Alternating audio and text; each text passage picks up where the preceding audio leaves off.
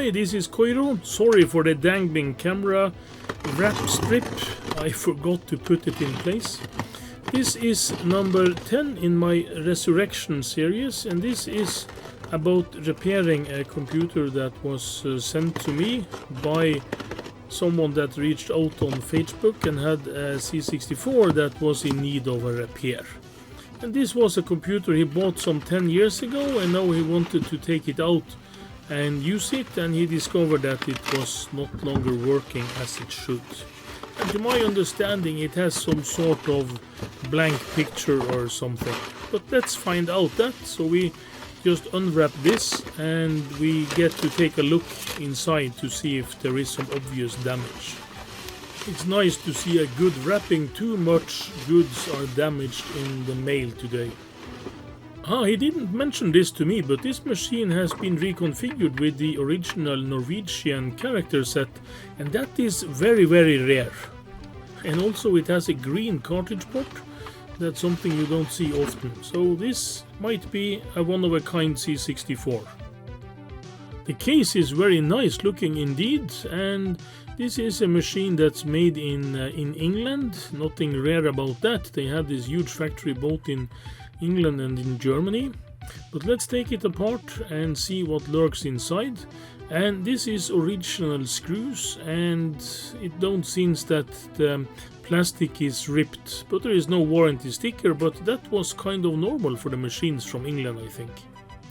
And also this machine would have been opened at some time anyway, because the Norwegian character set was not factory default. It was aftermarket or made by Commodore, but had to be originally installed by a dealer. Inside you see the normal RF shield that's made by paper. It's normal on European machines, and here you can see what I was suspecting. This is the non-Mitsumi keyboard, the one with the round caps lock key, and it also have different stems on the keys, and you can see it if you have sharp eyes on the top of the print of the keycaps too, because the print looks a bit sharper on these ones than it does on the normal Mitsumi keyboard. And this was not what I expected. These seems like rather amateurish versions of these proms, and there are some leads. It looks like wire wrap leads that goes around all over the place. So these are rewired EPROMs, and that's quite normal, but this is not done in a very professional fashion. And some of these leads also might be a bit loose. Our C64 has a customized keyboard, or rather a nationalized keyboard, and this was done locally in several countries back in the day.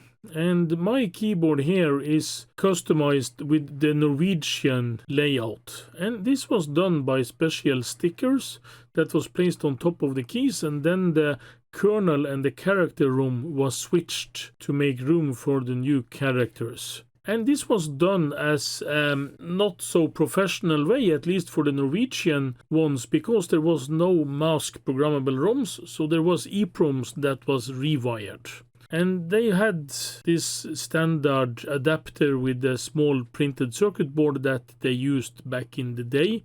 And in some cases they actually was rewired and made special and dipped into some plastic epoxy things. And this is the actual page from my original service manual for the C64, where you have the leaflet that was delivered with the C64 rebuild kit. And here you see that you are going to change the kernel and the character room, and that you are going to put these markers on these original keys. And if we see on this picture here, we can see this is not very professional done. I think this looks a bit amateurish, and I do think that this is the original stickers. But you might seem that they don't fit perfectly, and I seem to remember that was the case. And I remember that I had to apply these very, very, very carefully. I have to rinse this with some alcohol, and then I put this keycaps, and then I used a small knife to cut around the markers back in the day when I mounted this kit. I didn't do that a lot of times. I think I did it maybe 3 or 4 times or something. But the procedure always was to desolder the original chips. I don't think I ever did one of these where both the kernel and the character ROM was in a socket, but I always mounted these in sockets when I did these rebuilds, and I think that was the procedure from Commodore as well. And you can see that they measure the sockets here in this leaflet. Yeah, otherwise the C64 seems to be rather clean and nice inside, and this is the board with a heavy soldering on the solder pads and lacquer over the solder. So this is a sturdy and nice board. But here you see something strange. This is actually the first time I've seen this. There are actually 7 different MT RAM chips on this, so I can assure you that there is at least one RAM chip failing on this computer. The SID chip and the PLA and the CPU, everything seems to be okay, and the basic ROM is also in a socket. And I will take off the lid of the VIC-2 chip to see if this looks okay. Normally it does, but we can't be sure, and when you have something with the screen output, it's always wise to check. And anyway, it can be a good opportunity to take off the cooling paste and replace it with a new one, because this is a cooling that actually works on the C64, and the VIC-2 absolutely needs some cooling. Yeah, I just push on the socketed chips to make sure that they are properly seated. It's time to power on this C64 and see how the picture and the output really are. It's one thing to rely on what the customer says, and it's one other thing to actually check for yourself. And I do think that this EEPROM looks a bit dodgy, and I do think I will try to resolder some of these leads here, because I don't think they make perfect contact. So I will try to just resolder the leads on these PROMs, I think, before I try to turn this on. I can of course check them in the Retro Chip Tester Pro, but I'm not sure what the checksums should be on these Norwegian ones, and we might try that later.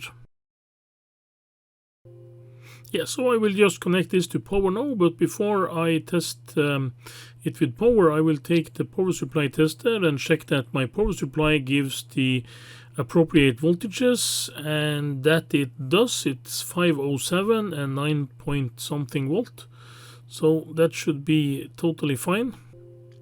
Yeah, the more observant of you has noticed that I have not connected the display yet, and I do think I'm going to give this a good measure before I try to connect it to the video monitor or to the video grabber source or whatever, and check and see if I have the appropriate voltages, and that I have. The 5 volt is present, the 5 volt internal is present, and so is the 12 volt.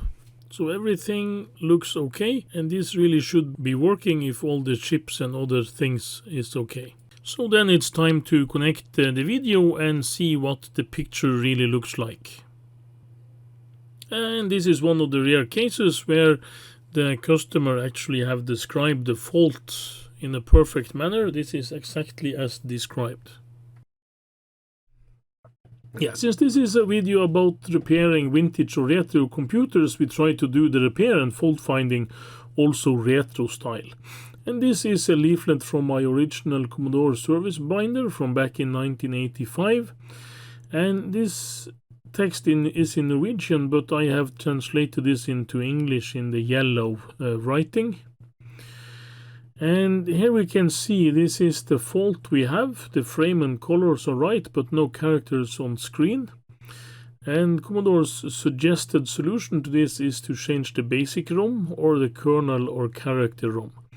And since we have a kind of dodgy both kernel and character ROMs, we might try to replace those, but now I have actually soldered the wires that was loosely wrapped around the legs in an orderly fashion. Sorry, I lost the footage where I did that. I also took and read them back into my EEPROM programmer to check that the contents was readable, and it was readable, but I don't know the checksums that this should have, so I am not sure if they are totally alright or not. As the third point, they have pointed out that this could be due to a bad PLA. As those of you who have followed my channels for a while, you will see that I don't come upon many bad PLAs in my work. And in fact, in my repair series, no, I have not changed a single PLA, although some of them was missing in some of the boards that I received from others. So I do have replacement PLAs. I can try to change that as well, but the PLA is soldered, and I do think of that as kind of the last resort, because I don't think this is a faulty PLA.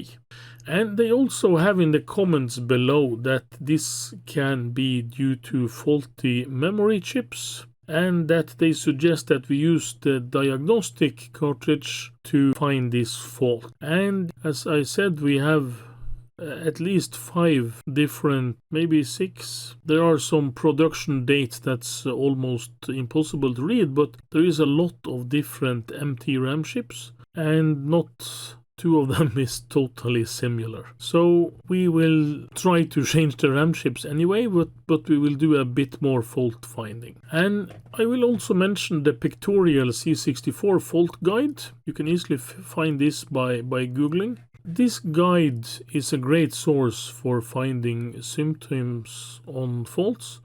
You can check for pictures that looks about the same as you have. Here we can see that they describes this, that the main reason for this fault is the basic ROM chip, but they also point to a CA chip or RAM chips that can cause screens like this. So we are on the right track, and we will just do some more fault finding on this. The first thing I will do is to check for any extraordinary warm chips, and I will use my thermometer just to do that quick.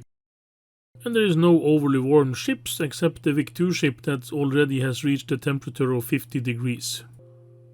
I'm pretty sure that we have to look at the RAMs before we do anything else, but let's take a quick peek around the CPU to see if we find something unusual. And at first glance we have all the clock signals, they look okay.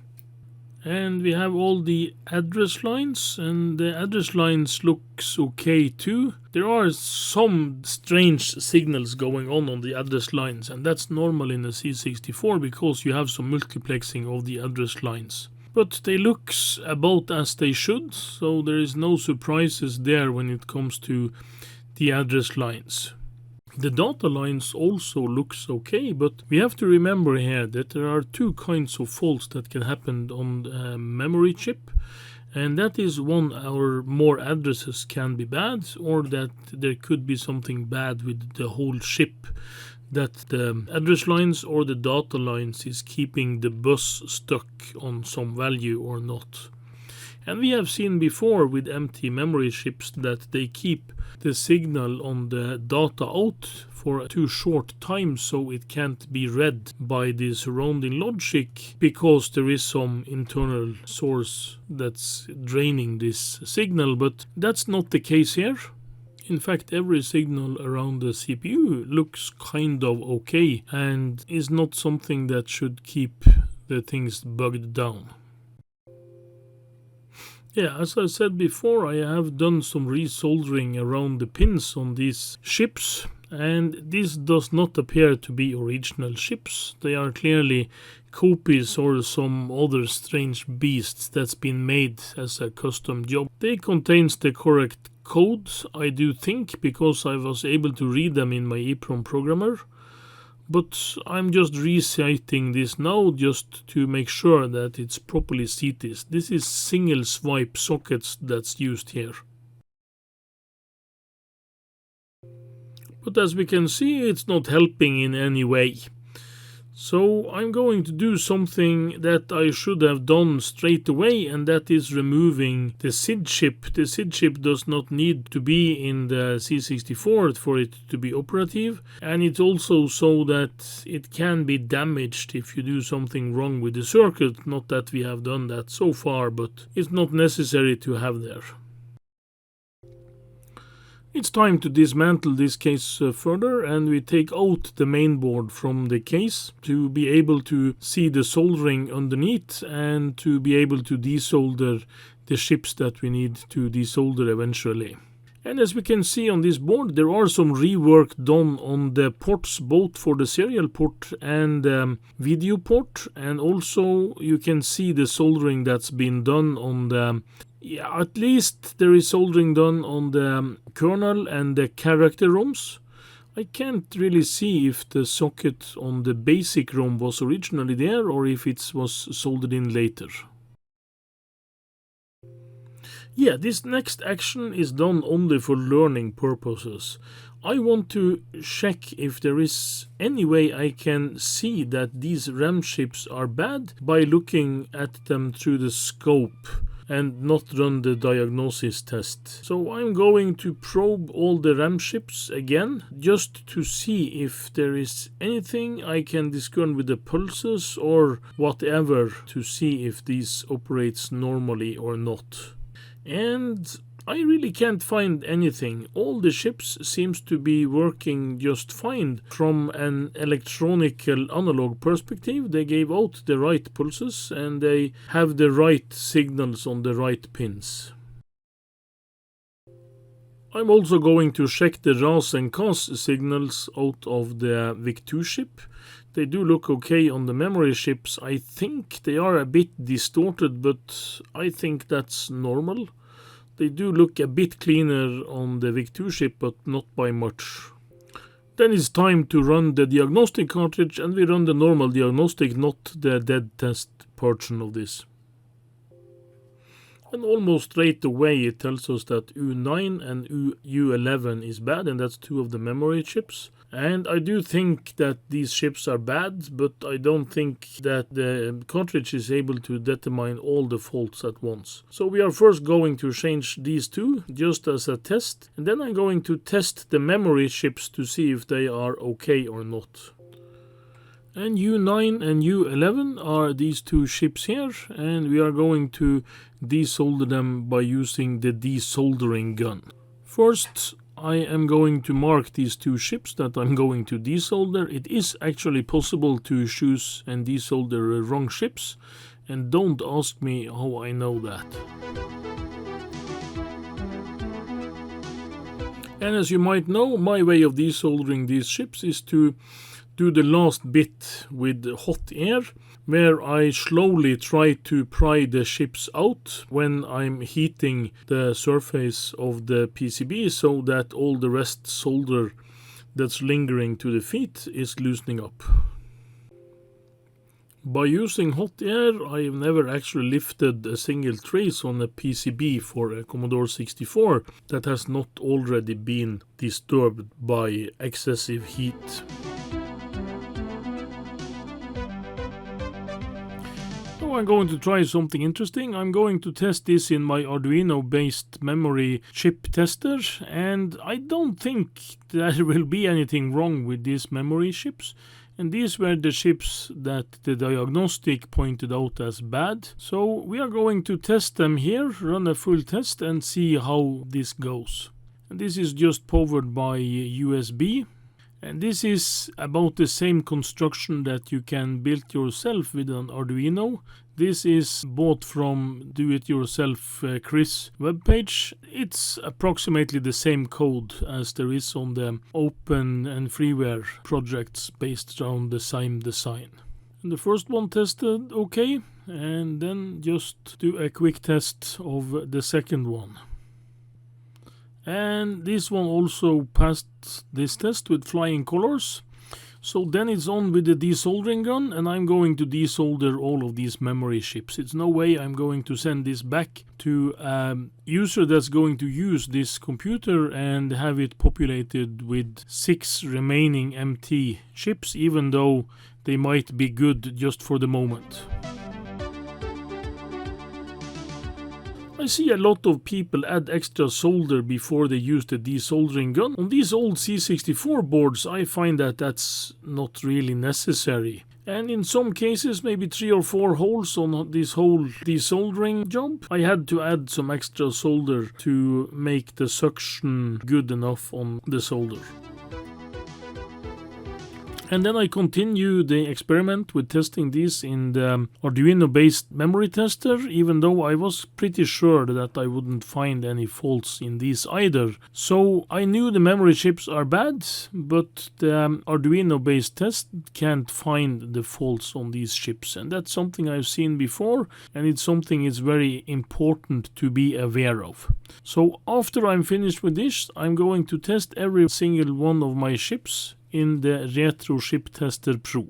The test algorithms in the Retro Chip Tester Pro is far superior to those on the Arduino based tests, and I have yet to discover a chip that has tested totally okay in this Retro Chip Tester Pro that was not working at least partially in a C64. I had some other 4164s laying in an anti-static bag here down in the shed, and I tested those too. And those was internet bought, maybe rebranded Samsung chips. And I tested all of those too, and some of them actually was defect.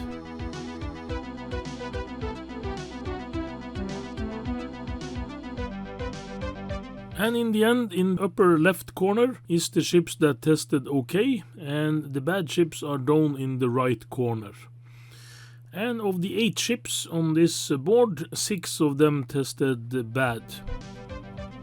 And I'm not going to reuse any of these chips in this particular C64. I do have a batch here of brand new old stock Samsung chips that is right from a tube. And this is something that I bought years and years ago, back in the early 90s, when I used to buy surplus stock of electronic components and some mystery boxes with electronics from distributors.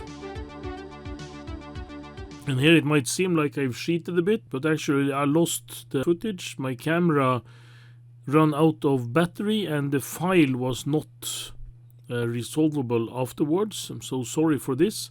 But what I have done here is I've soldered in sockets. I've placed 120 nanoseconds new old stock Samsung chips in all the RAM slots, and I'm about to put in the test harness.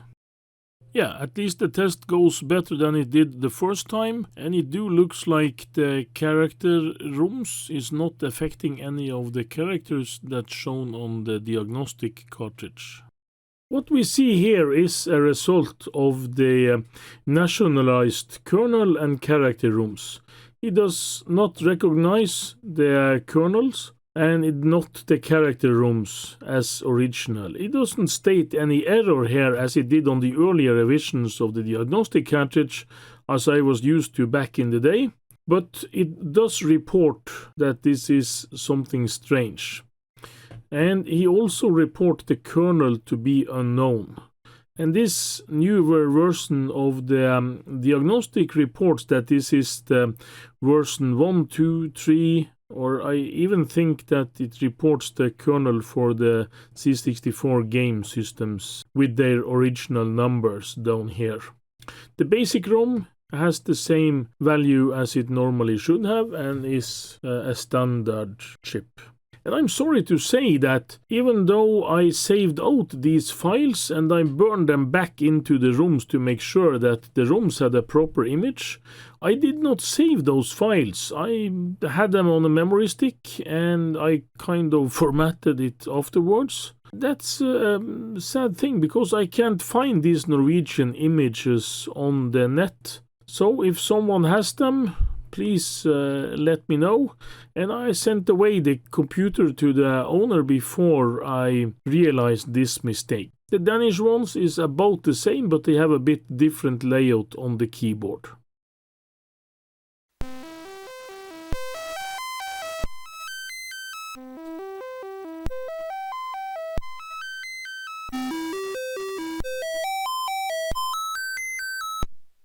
As you can hear, this SID chip is sadly broken. It's the noise that's not working, and maybe some filters too, because we have that popping sound. So that's really unfortunate.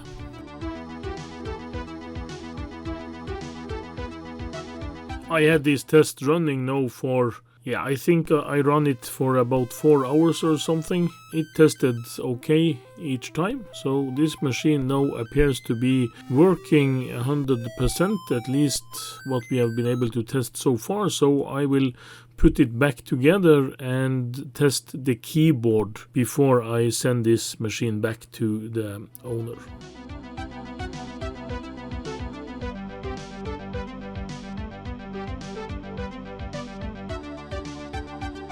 The picture quality appears to be real good too. This is of course a captured signal, but this is a 407 board and an older revision of the VIC-2 chip, so I do think that this picture looks totally fine. And of course the original cardboard RF shields goes back in.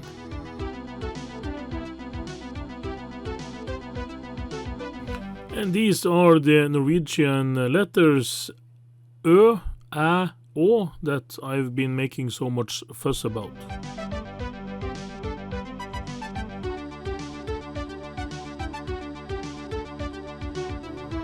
Yeah, but let's test the rest of the keyboard before we can say that we have one healthy Commodore 64, even though it's a Norwegian one.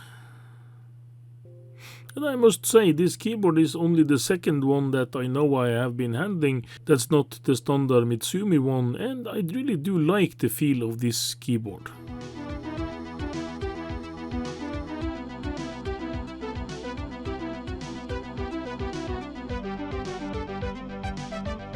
Because of the Norwegian keyboard, we do lack the huge cross sign that should be beneath the plus key. Instead of that, it's the alpha key. And that means if you have some games or something that use this cross to tie together the lines that's in the middle of the characters, it will display alpha characters instead.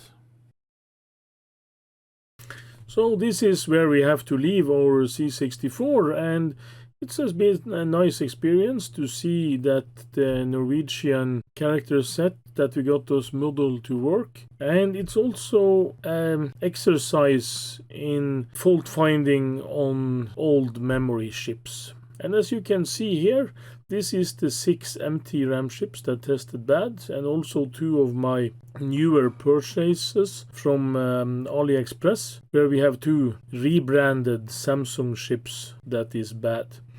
And I do think that these chips that is rebranded here is empty chips, because these fail in exactly the same way, but I'm not sure. I am sure that these are not real Samsung chips, because the print does not match the other Samsung chips I have with exactly the same production date, and I do have some chips from back in the day, and it is what it is with all memory chips. They are plentiful.